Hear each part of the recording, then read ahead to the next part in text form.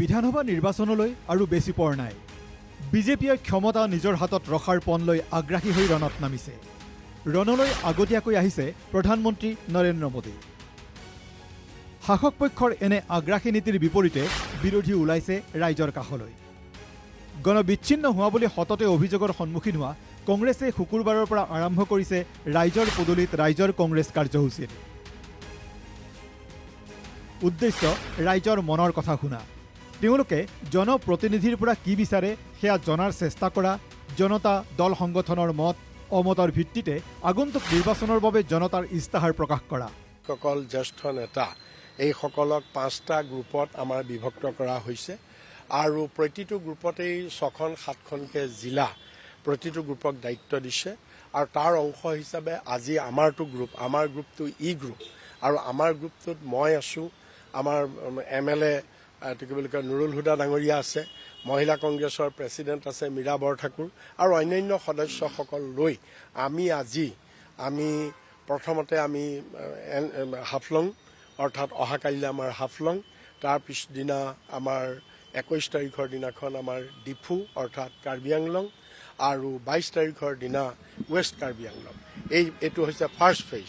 এই 3খন ডিষ্ট্ৰিক্টত আমি বিভিন্ন সংগঠন, বিভিন্ন স্বেচ্ছাসেৱী সংগঠন, বিভিন্ন ধৰণৰ সংগঠন, ছাত্ৰ সংগঠন, যুৱ সংগঠন, এইটো কি কয় ছ'চিয়েল এক্টিভিটিজ, এই চিভিল ছ'চাইটি অৰ্গেনাইজেশ্যন অৰ্থাৎ সকলোবিলাক ষ্টেক হোল্ডাৰৰ লগত আমি মত বিনিময় কৰিম।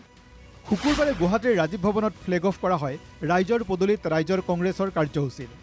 যাত্ৰাৰ শুভাৰম্ভ কৰি ট্ৰেভেলাৰলৈ কংগ্ৰেছ ওলাইছে হাফলং আৰু ইয়াৰ দাঁতিকাষৰীয়া অঞ্চললৈ। নেতৃত্বত ৰিপুণ বৰা। দলটোত আছে মহিলা প্ৰদেশ কংগ্ৰেছৰ সভানেত্ৰী মীৰা বৰঠাকুৰ, বিধায়ক নুৰুল হুদাকেই ধৰি কেইবাগৰাকীও নেতা। যাত্ৰাৰ আৰম্ভণিতে তেওঁলোকে সোণাপুৰৰ জুবিন ক্ষেত্ৰত প্ৰৱেশ কৰি প্ৰাণৰ শিল্পীগৰাকীলৈ শ্ৰদ্ধা জনায়। জুবিন ক্ষেত্ৰত থিয় হৈ কংগ্ৰেছে পুনৰ অভিযোগ কৰে যে জুবিন গাৰ্গক লৈ ৰাজনীতি মুখ্যমন্ত্ৰীয়ে কৰিছে। গতিকে আমি জুবিন ক্ষেত্ৰত আহিছোঁ, জাষ্টিছ ফৰ জুবিন গাৰ্গ টিল এণ্ড অফ ডেটলৈকে থাকিব, যিদিনাখনলৈকে জাষ্টিছ নাপাব। আৰু যিখন SIT তেওঁলোকে দিছে 26ৰ নিৰ্বাচনী ইস্তাহাৰ তেওঁলোকে কৰিছে বৈতৰণি পাৰ হোৱাৰ কাৰণে। আৰু যিবিলাক মানুহক SITয়ে মাতি আনিছে সেইবিলাক মানুহৰ কস্মিন কালেও জুবিন মৃত্যুৰ লগত কেতিয়াও তাত নাই, কোনো ৰিলেটেড নহয়। গতিকে হিমন্ত বিশ্ব শৰ্মাইহে ৰাজনীতি কৰিছে, আমি জুবিন গাৰ্গক লৈ ৰাজনীতি কৰা নাই। যাত্ৰাৰ পূৰ্বে প্ৰদেশ কংগ্ৰেছৰ প্ৰাক্তন সভাপতি ৰিপুণ বৰাই প্ৰধানমন্ত্ৰীৰ আগমন সন্দৰ্ভত মন্তব্য কৰে। প্ৰধানমন্ত্ৰীক পৰিভ্ৰমী চৰাই আখ্যা দিয়ে। মুখ্যমন্ত্ৰীক কংগ্ৰেছৰ মুখপাত্ৰ কেতিয়াৰ পৰা হ'ল বুলি প্ৰশ্ন কৰে। মই জানিব খুজিছোঁ আমাৰ মুখ্যমন্ত্ৰী হিমন্ত বিশ্ব শৰ্মা কেতিয়াৰ পৰা আমাৰ কংগ্ৰেছ দলৰ মুখপাত্ৰ হ'ল। তেওঁক মই সুধিব খুজিছোঁ, আপোনালোকৰ পৰাও মই জানিব খুজিছোঁ তেওঁক নতুনকৈ মুখপাত্ৰ দিলে নেকি কংগ্ৰেছ দলৰ, যে তেওঁ কংগ্ৰেছ দলৰ হৈ কথা কৈছে।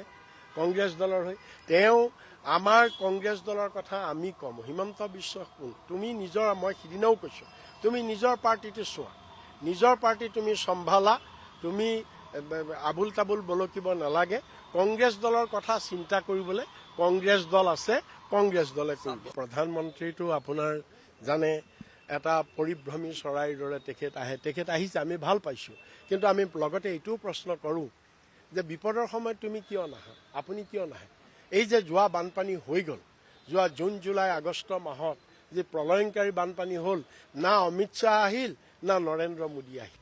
কাইলৈ হাফলং, 21 ডিচেম্বৰত ডিফু, 22 ডিচেম্বৰত পশ্চিম কাৰ্বি আংলঙত ৰাইজ তথা বিভিন্ন দল সংগঠনৰ সৈতে মত বিনিময় কৰিব কংগ্ৰেছে। দ্বিতীয়টো দলে মৰিগাঁও, নগাঁও, হোজাইলৈ যাত্ৰা কৰিব 3 জানুৱাৰীত। ৰাইজৰ মনৰ কথা শুনাৰ কংগ্ৰেছৰ এই পদক্ষেপ আদৰণীয়। ৰাইজৰ পৰা মনৰ কথা জানিবলৈ, বুজিবলৈ কংগ্ৰেছ কিমান সক্ষম হ'ব সেয়া সময়হে ক'ব। ভিডিঅ' জাৰ্নেলিষ্ট প্ৰাঞ্জিতৰ সৈতে কুশল কলিতাৰ ৰিপৰ্ট, NKTV+।